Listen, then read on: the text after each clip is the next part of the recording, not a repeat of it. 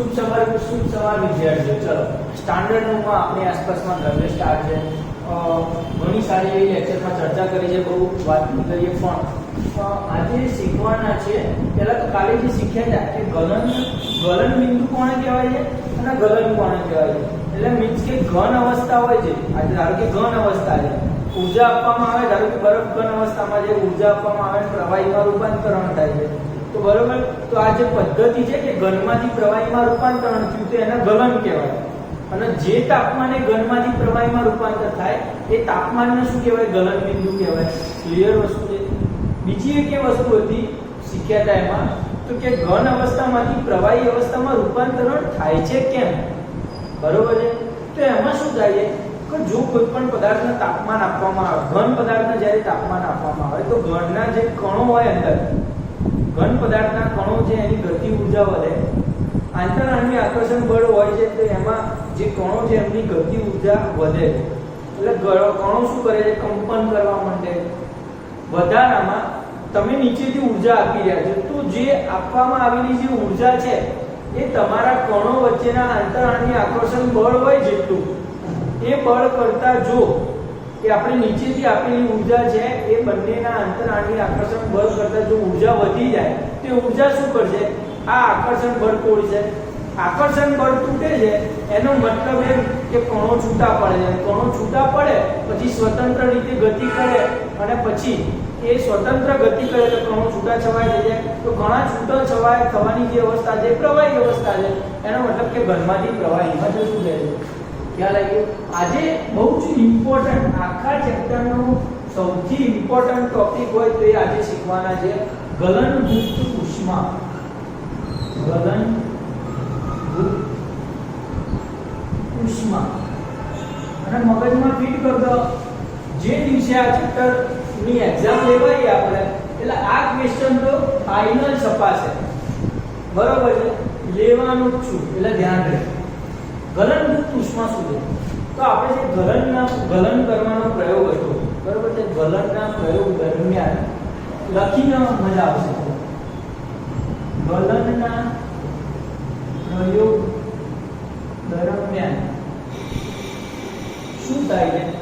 તો કે ગલન બિંદુ જેટલા તાપમાને, ગલન બિંદુ જેટલા તાપમાને બરફમાંથી જે પ્રવાહી અવસ્થામાં જ્યારે રૂપાંતરણ થાય છે, જ્યારે બરફ પ્રવાહીમાં રૂપાંતરણ થાય છે તે દરમિયાન ત્યારે તેના તાપમાનમાં કોઈ ફેરફાર થતો નથી.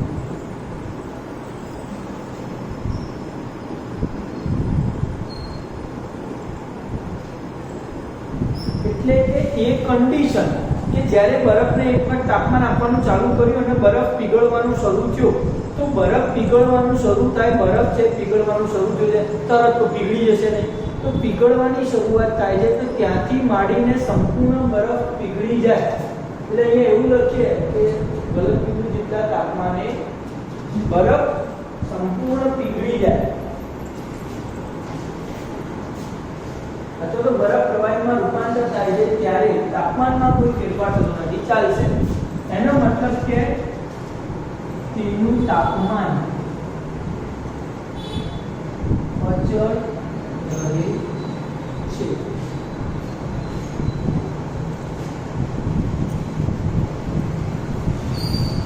સુધારીએ થોડું, ચલો મજા આવે, શબ્દ સારા વાપરીએ. ગલન બિંદુ જેટલા તાપમાને બરફ જ્યારે સંપૂર્ણ પીગળી ના જાય, બરફ જ્યાં સુધી સંપૂર્ણ પીગળી ન જાય ત્યાં સુધી તેના તાપમાનમાં કોઈ કોઈ ફરક પડતો નથી. એટલે પીગળવાનું શરૂ થયું ને પછી જ્યાં સુધી પીગળી ન જતું ત્યાં સુધી એના તાપમાનમાં કોઈ ફેરફાર થતો નથી, એનું તાપમાન અચળ રહે છે. આપણે કહ્યું હતું શું? તો કે ઘન પદાર્થના કણો વચ્ચેના આકર્ષણ બળને બળથી ઉપરવટ જઈને અવસ્થા બદલવા માટે હમણાં જે ઘનમાંથી જે પ્રવાહીમાં લખતા હતા ત્યારે શું કરતું હતું કે અવસ્થા બદલતા હતા. અવસ્થા બદલવા માટે ઉષ્મા આપવામાં આવેલી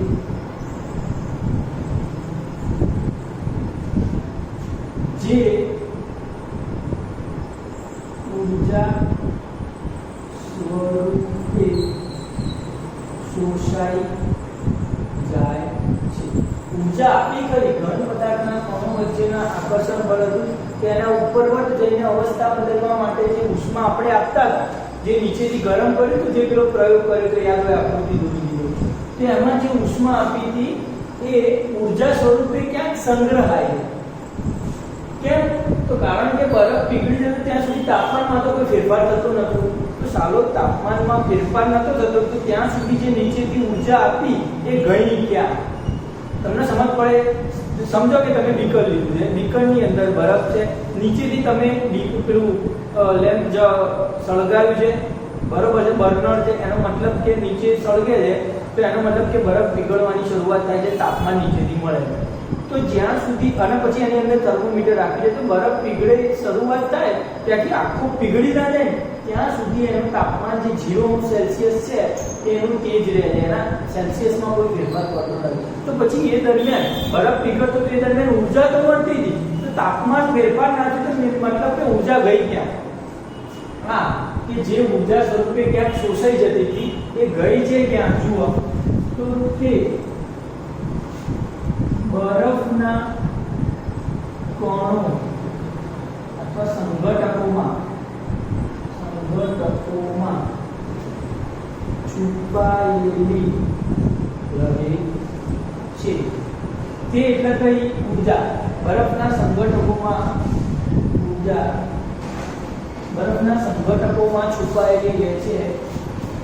તેને ગલનભૂત ઉષ્મા છે. અહીં ગુપ્તનો અર્થ છુપાયેલી એમ માનવામાં આવે છે.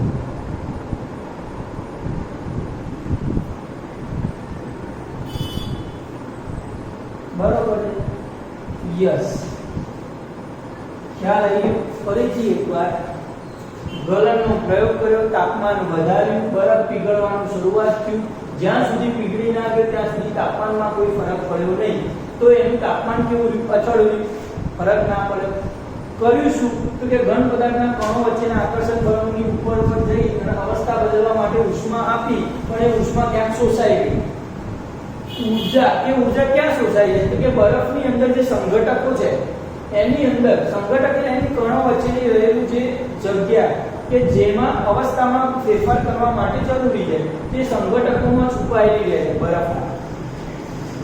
એ ઊર્જાને શું કહીએ છીએ? ગલનભૂત ઉષ્મા કહીએ છીએ. અહીં ગુપ્તનો અર્થ છુપાયેલી માનવામાં આવે છે. એનો મતલબ કે ગલનભૂત ઉષ્મા એટલે શું છે? તો કે એક વાતાવરણ દબાણે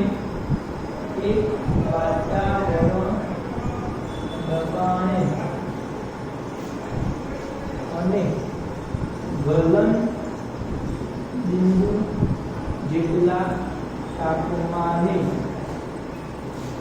1 કિલોગ્રામ ઘન પદાર્થને પ્રવાહીમાં રૂપાંતરણ કરવા માટે જરૂરી ઉષ્માને ગલનભૂત ઉષ્મા કહે. એનો મતલબ એમ કે આ ચોક્કસ વાતાવરણ દબાણ અને આ જે ગલન બિંદુ જેટલા તાપમાને કોઈ 1 કિલોગ્રામ બરફ લઈ લીધો છે તેને પાણીમાં રૂપાંતર કરવા માટે જે ઉષ્મા જોઈશે તો એને કેવી છે ગલનકૃત ઉષ્મા મતલબ શું થતો તો ખબર છે કે તમે જેટલું સળગાવ્યું બરફ પીગળતો હતો ને ત્યારે જો એક સમય માટે બર્નર બંધ કરી દેવામાં આવે તો એનું ટાઈમિંગ ઘટી જાય અને બરફ છે એ થોડા સમય માટે પીગળવાનો બંધ થઈ જાય એનો મતલબ કે જો તમે ઉષ્મા આપો તો બરફ પીગળે જ છે મતલબ કે જે એનો ઉપયોગ થાય છે એટલે કે જે ગલનકૃત ઉષ્મા છે એ જ એને કીધેલી એ ઉષ્માનો ઉપયોગ થયો છે કે ઘન પદાર્થના પ્રવાહીમાં રૂપાંતરણ એટલે જે થતું હતું બરફનું રૂપાંતરણ તે રૂપાંતરણ ચાલુ રાખવા માટે ઉષ્મા થોડી વપરાતી હતી અને એટલા માટે થર્મોમીટરમાં બતાતી નથી થર્મોમીટરમાં કોઈ ચેન્જીસ નતા આવતા પણ એ જેટલી ઉષ્મા મળતી હતી બધી વપરાઈ જતી હતી અહીંયા અને એ જે ઉષ્મા જે છે તો જે ગરમાની પ્રવાહીમાં રૂપાંતરણ કરવા માટે જરૂરી છે તો એને આપણે ગલનકૃત ઉષ્મા કહી દીધી ક્લિયર વસ્તુ છે હવે આનો મતલબ એમ થયો કે પ્રવાહી જે ઘન અવસ્થા હતી ને એ ઘન અવસ્થામાં એના અણુઓની ગતિ ઊર્જા ઓછી છે અને પ્રવાહી અવસ્થામાં એની અણુઓની ગતિ ઊર્જા વધી જાય કારણ કે થોડું ગરમ થઈ ગયું બરોબર તો બરફના અણુની સાપેક્ષે પ્રવાહીના કણોની ગતિ ઊર્જા વધારે છે કારણ કે એને ઊર્જા મળી જાય છેક સુધી પ્રવાહીને રૂપાંતર કરવા છેક સુધી ઊર્જા મળી જાય એનો મતલબ કે પ્રવાહીની કણોની ગતિ ઊર્જા કેવી થઈ ગઈ છે વધી હશે ક્લિયર વસ્તુ છે આનો મતલબ જ લખ્યો છે અને આ ગતિ ઊર્જા કેટલી છે કદાચ કે 3.35 × 10⁵ જૂલ પર કિલોગ્રામ આટલી ઊર્જા છે ગલનકૃત ઉષ્મા બરફના પ્રવાહીમાં રાખવા માટેની ગલનકૃત ઉષ્મા ક્લિયર વસ્તુ છે આ આવડવું જોઈએ બિલકુલ સમજાવેલો ટોપિક છે પહેલો પોઈન્ટ શું છે કે પીગળી ના જાય ત્યાં સુધી તાપમાનમાં કોઈ ફેરફાર થતો નથી બીજો પોઈન્ટ શું છે કે આકર્ષણ બળથી ઉપરવટ જે ઉષ્મા આપે છે પણ એ શોષાઈ જાય છે ત્રીજો પોઈન્ટ શું છે તે સોસાયટી ક્યાં ગઈ સંગઠકોમાં છુપાયેલી હતી અને એને તો ગુપ્ત કીધું આપણે ક્લિયર વસ્તુ છે પછી એની વ્યાખ્યા લખવાની આ શું છે વ્યાખ્યા એક વાતાવરણ દબાણે અને ગલન બિંદુ જેટલા તાપમાને 1 કિલોગ્રામ પદાર્થને ઘન પદાર્થના પ્રવાહીમાં રૂપાંતર કરવા માટેની જરૂરી ઊર્જા એનો મતલબ કે પ્રવાહીના કણોની ગતિ ઊર્જા વધારે છે અને એની ગલનકૃત ઉષ્મા કેટલી છે આટલી છે ક્લિયર આવડવું જોઈએ આટલું ચલો આગળ જઈએ આપણે તાપમાનમાં ફેરફાર કરીએ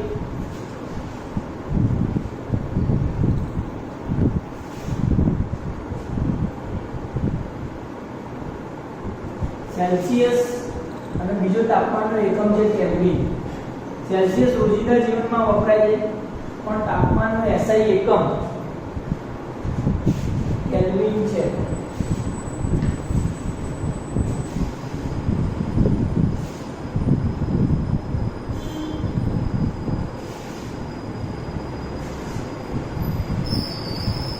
IUPAC વાળાએ નક્કી કરેલો તાપમાનનો એસઆઈ એકમ તાપમાન તો એનો એકમ છે સેલ્સિયસ બરોબર છે આમ સેલ્સિયસ પણ એસઆઈ એકમ શું છે સ્ટાન્ડર્ડ એકમ કે જે ઇન્ટરનેશનલ લેંગ્વેજમાં દરેક જગ્યાએ કોઈ પણ વસ્તુ માપવું હોય તો એનો એકમ છે કેલ્વિન કે તરીકે દર્શાવવામાં આવે છે અને 0° સેલ્સિયસ એનું પ્રમાણમાપ છે 0° સેલ્સિયસ બરાબર કેટલું થાય તો 273.16 કેલ્વિન તાપમાન જેટલું થાય તો આપણે આના એવરેજ કેટલું લઈએ છીએ 273 લઈએ છીએ એવરેજ કેટલું લેવાનું આના 273 એનો મતલબ કે તમે સેલ્સિયસમાં માપ હોય તો તમે એનું કેલ્વિનમાં ફેરવી શકો છો કેલ્વિનમાં માપ હોય તો એનું સેલ્સિયસમાં ફેરવી શકો સમજી લો હું લઈ લઉં 373 કેલ્વિન તાપમાન તો કેટલા સેલ્સિયસ થાય કેટલા સેલ્સિયસ થાય તો તમારે કેલ્વિનમાંથી સમજવું છે સેલ્સિયસમાં એનો મતલબ કે તમારે 373 કેલ્વિન માંથી 273 કેલ્વિન બાદ કરતો તો વધે શું 100 તો આ મળ્યું છે અંશ સેલ્સિયસ ક્લિયર વસ્તુ છે શું મળ્યું છે 100 અંશ સેલ્સિયસ 273 કેલ્વિન માંથી 273 કેલ્વિન માંથી સેલ્સિયસમાં કર્યું હોય તો 100 અંશ સેલ્સિયસ થાય એનો મતલબ કે કેલ્વિન માંથી સેલ્સિયસમાં જવું હોય તો 273 બાદ કરવા પડે અને આગળ જઈએ ધારો કે બીજો કઈ લઈએ કે 40 અંશ સેલ્સિયસ લઈ લો 40 અંશ સેલ્સિયસ આનું કેલ્વિન માં કેટલું થાય તો 0 અંશ સેલ્સિયસ એ 273 હોય તો 40 એ કેટલું તો કે 273 માં 40 ઉમેર દઈએ એટલું 40 ઉમેર કરો તો 4 11 ને 3 313 જેવું થાય કેવું પણ કેલ્વિન એનો મતલબ કે કેલ્વિન માંથી સેલ્સિયસ માં જવું હોય તો 273 બાદ કરવાના અને સેલ્સિયસ માંથી કેલ્વિન માં જવું હોય તો 273 ઉમેરવાના સેલ્સિયસ માંથી કેલ્વિન 273 ઉમેર્યા કેલ્વિન માંથી સેલ્સિયસ 273 બાદ થાય ડન વસ્તુ છે એકદમ ડન સાદી ભાષામાં ખબર પડે કે જો કેલ્વિન માં હોય તેને સેલ્સિયસ માં કરવા માટે આપણે ભાગાકાર કરવા પડે અને સેલ્સિયસ માં હોય તો કેલ્વિન માં કરવા માટે આપણે એમાં કારણ કે 0 સેલ્સિયસ બરાબર 273 કેલ્વિન છે તો જેમ જેમ સેલ્સિયસ માં વધારો કરીએ ધારો કે 40 અંશ સેલ્સિયસ કર દો તેમાં 273 ઉમેરવા પડે તો કેલ્વિન મળે ને ખ્યાલ આવે છે યસ એટલે એ જ વસ્તુ છે પણ સમજવાની જરૂર છે ઉત્કલન બિંદુ અને ઉત્કલનભૂત ઉષ્મા જોવાના સૌથી પહેલા ચલો ગલનભૂત પર અરે ગલન બિંદુ ઉપરથી ઉત્કલન બિંદુની વ્યાખ્યા આપો ઉત્કલન કોણ કહેવાય તો પ્રવાહી અવસ્થામાંથી વાયુ અવસ્થામાં રૂપાંતરણ એને ઉત્કલન કહેવાય પણ ઉત્કલન બિંદુ કોણ કહેવાય ઉત્કલન બિંદુ કોને કહેવાય તો એક વાતાવરણ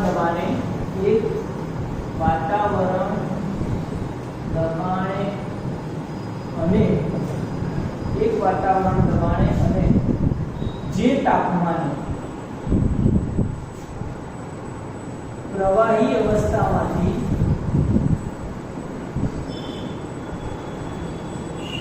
વાયુ અવસ્થામાં રૂપાંતરણ થાય છે તે તાપમાનને કેવું કહેવાય છે ઉત્કલન બિંદુ કહે છે ઉત્કલન બિંદુને શું કહેવાય બોઇલિંગ પોઈન્ટ કહેવાય બોઇલિંગ એટલે બોઇલ કરવું ઉકાળવું બરોબર છે ઉત્કલન અને જે ઘનમાંથી પ્રવાહી અવસ્થામાં એટલે ગલન બિંદુ જેને મેલ્ટિંગ પોઈન્ટ કહેવાય એટલે યાદ આવવું જોઈએ ઉત્કલન એટલે બોઇલિંગ પોઈન્ટ અને ગલન બિંદુ એટલે મેલ્ટિંગ પોઈન્ટ ક્લિયર આગળ જઈએ તો ઉત્કલન બિંદુ પ્રવાહીનું ઉત્કલન બિંદુ કેટલું છે 100 અંશ સેલ્સિયસ છે અથવા તો 373 કેલ્વિન હમણાં જ કેલ્વિન યાદ છે 100 અંશ સેલ્સિયસ માંથી 273 ઉમેરો એટલે કેલ્વિન મળે 273 ઉમેરો તો 373 થઈ ગયા એટલે કે પ્રવાહીનું ઉત્કલન બિંદુ કેટલું છે કાં તો 100 અંશ સેલ્સિયસ કેલ્વિનમાં લખો તો 373 કેલ્વિન તાપમાન ક્લિયર વસ્તુ છે યસ પણ ડિફરન્સ અહીંયા શું લખ્યું છે ખબર છે આ શબ્દનો ડિફરન્સ છે એક વાતાવરણ દબાણ એટલે કે ઉત્કલન બિંદુ અથવા તો આ 100 અંશ સેલ્સિયસની જે વસ્તુ છે ને એ ખરેખર એક વાતાવરણ દબાણ હોય ત્યારે જ માપવામાં આવે છે મતલબ કે સમજી લો કે તમે ક્યાંય ખીણમાં જતા રહો અથવા તો ક્યાંક પર્વતની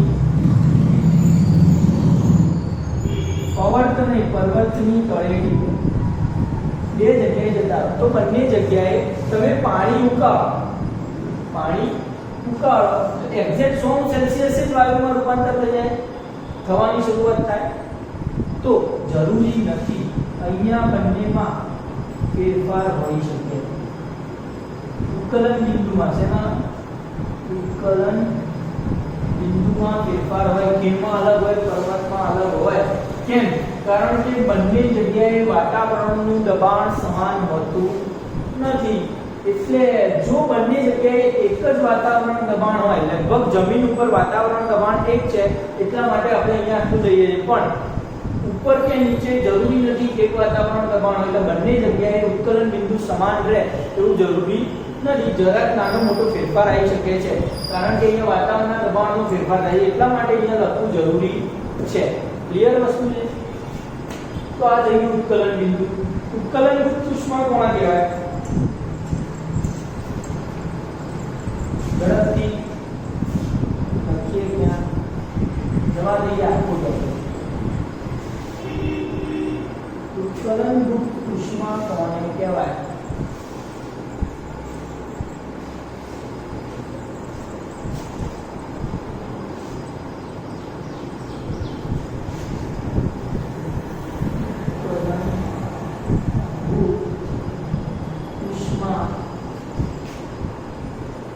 તો ઉત્કલનયુક્ત ઉષ્મા એટલે એક વાતાવરણ દબાણે અને જેમ ગલનયુક્તમાં હતું સેમ ટુ સેમ થોડા શબ્દો બદલાશે ને. ઉત્કલન બિંદુ જેટલા તાપમાને આમાં કેવું થશે? પ્રવાહી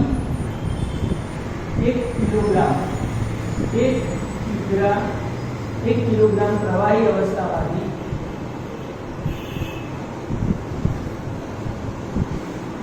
વાયુ અવસ્થામાં રૂપાંતરણ થવા માટે જરૂરી ઉષ્માને ઉત્કલનયુક્ત ઉષ્મા કહે છે.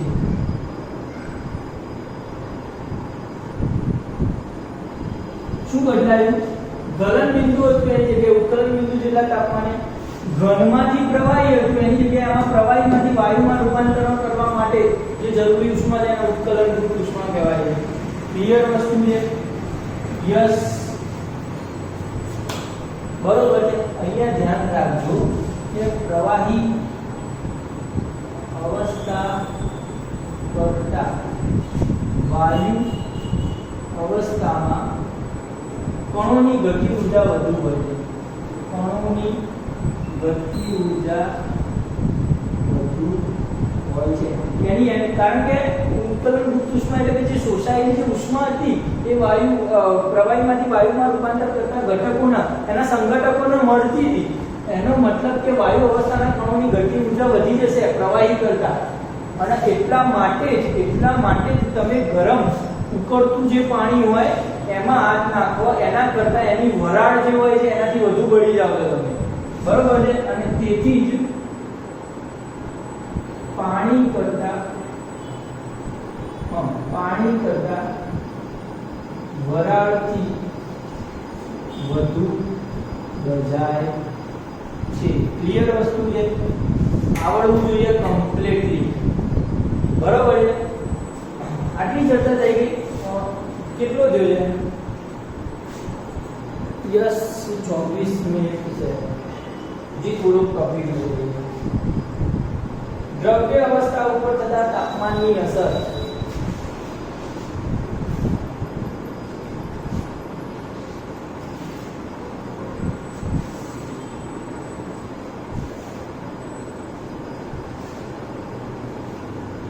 દ્રવ્ય અવસ્થા ઉપર થતા તાપમાનની અસર મતલબ શું કે સમજી લો અહીંયા ઘન પદાર્થ છે.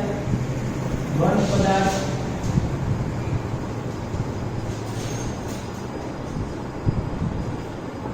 બીજો શું છે? પ્રવાહી પદાર્થ લઈ લો.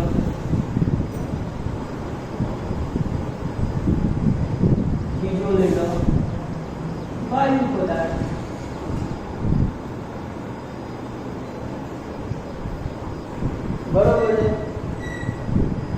ઘનમાંથી જ્યારે ઉષ્મા આપવામાં આવે ત્યારે શું થાય? પ્રવાહીમાં રૂપાંતર થાય. પ્રવાહી પદાર્થને ઉષ્મા આપવામાં આવે ત્યારે શું થાય? વાયુ પદાર્થમાં. વાયુ પદાર્થને જ્યારે ઠંડો પાડીએ તો શેમાં રૂપાંતર થાય? પ્રવાહી પદાર્થમાં. પ્રવાહી પદાર્થને ઠંડો પાડતા ઘન પદાર્થમાં પ્રવાહી છે પાણી અને ઠંડુ પાડીએ તો ઘનમાં રૂપાંતર થાય છે. હવે શું છે? તો જો ઘન પદાર્થને ઠંડો કરતા અને ઉષ્મા આપતા, તો ઘન પદાર્થને જ્યારે ઉષ્મા આપવામાં આવે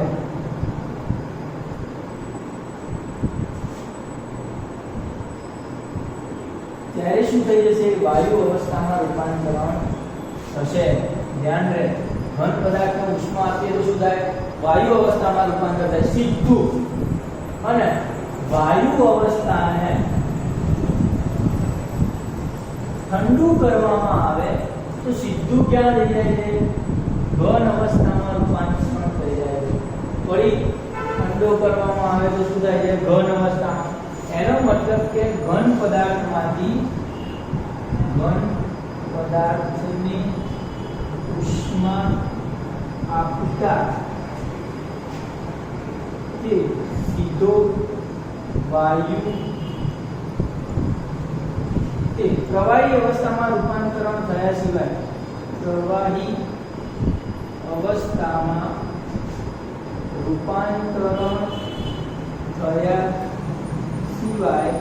વાયુ અવસ્થામાં રૂપાંતરણ થાય છે.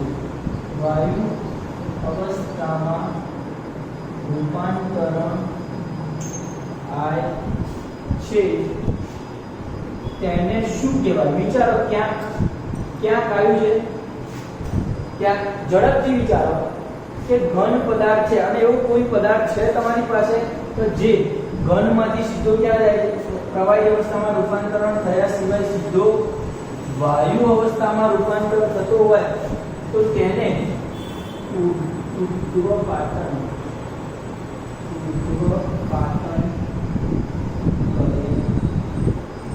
ઘનમાંથી સીધો ઉષ્મા આપીએ તો પ્રવાહીમાં અને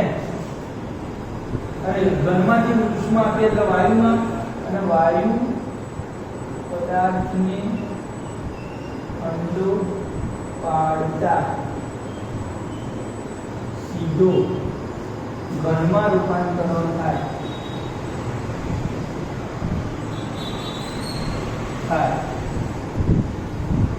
તેને વાયુ પદાર્થને ઠંડો પડે તો સીધું શેમાં રૂપાંતર થાય?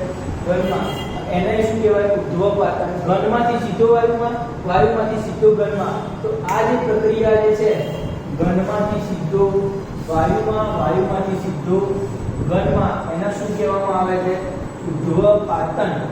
અને જે પદાર્થનું ઉદ્ધ્વપાતન થતું હોય એને ઉદ્ધ્વપાતી પદાર્થ કહે છે. એક્ઝામ્પલ તરીકે કોઈ તમને યાદ છે? પહેલું એક્ઝામ્પલ લઈ લઉં. કપૂર. આપણે જે વાપરીએ છીએ કપૂર ઘરમાં, એને જો સળગાવવામાં આવે ને કપૂરના હોય જે ઘન અવસ્થામાં સળગાઈએ એટલે સીધો વાયુમાં ઉષ્મા આપી ઘન પદાર્થ હતો, ઉષ્મા આપી વાયુમાં રૂપાંતર થયું. તો કયો પદાર્થ કહેવાય? ઉદ્ધ્વપાતી પદાર્થ કહેવાય. બીજું છે નવસાર, કેમિકલ છે એક પ્રકારનું, અને એના સાદી ભાષામાં શું કહેવામાં આવે? Ammonium chloride.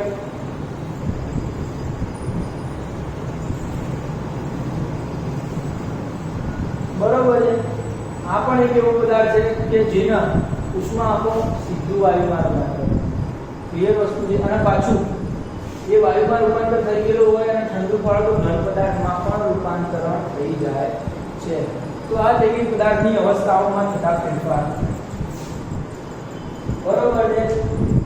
નીચે લખી નાખવાનું છે તમારે કે આ જે પદાર્થ છે એનો ઉદ્ધ્વપાતી પદાર્થ કહે છે. આજે આટલું જ રાખીએ. ખાલી નવી ચર્ચા નવા લેક્ચરમાં કરશું. આ બધું તમારે લખવાનું છે ક્લિયરલી, ધ્યાન રહે. બિલકુલ ક્લિયરલી લખવાનું છે, બધું ક્વેશ્ચન વાઇઝ જ ચલાવવાનું ધ્યાન રાખજો. ચલો આગળ જઈએ.